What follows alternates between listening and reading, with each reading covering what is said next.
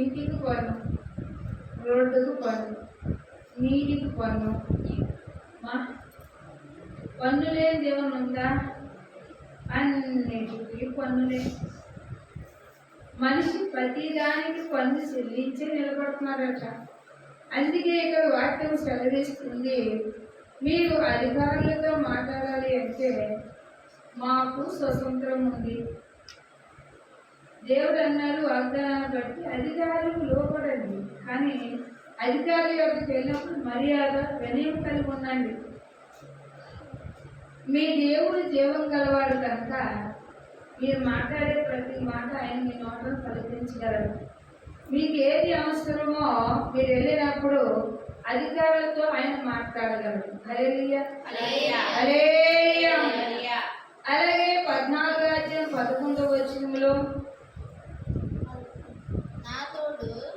నాలుక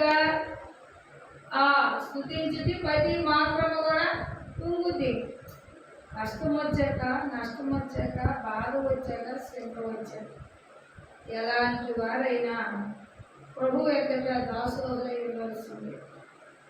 జీవం గల దేవుడు చెప్పిన వాగ్దానం బట్టి ప్రతి నాలుక స్తుతించాలంట, ప్రతి మోకరము మోకరించబడాలట.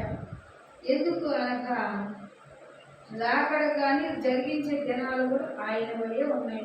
అంటే ఇక్కడ అంటున్నాను చూడండి, అది రాయబడి ఉంది కనుక ప్రతి ఒక్కరు కూడా లెక్క చెప్పాలి అన్నాడు.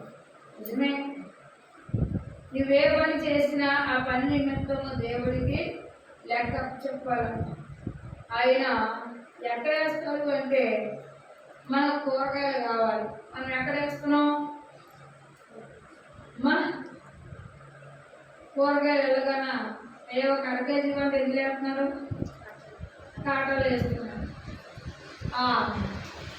చూస్తున్నాడు. చూసినప్పుడు అరకేజీ ఉన్నాయో లేవా చూసి ఆ అరకేజీ వేస్తున్నాడు. ప్రభువు కూడా మనము ప్రభువు సన్నిధిలో కానీ ప్రభు ఒక చేతిలో కానీ పనిముట్లు ఆయనట వాడపడడానికి కానీ పని చేయించుకోవడానికి కానీ త్రాసులు వేసి తోస్తాడండి. త్రాసు అన్నమాట కాట. ఆ కాటలో వేసి చూసి తోస్తాడండి. ఎప్పుడైతే చూస్తున్నాడో ప్రతి వారికి అది ఏం చేస్తున్నాడో లెక్క అప్పు చెప్పాలంట. దైవజనులైన అప్పు చెప్పాలి, విశ్వాసులైన అప్పు చెప్పాలి. ఇంకా విశ్వాసుల కంటే దైవజనులు రుణంతో అప్పు చెప్పాలంట. హల్లెలూయా.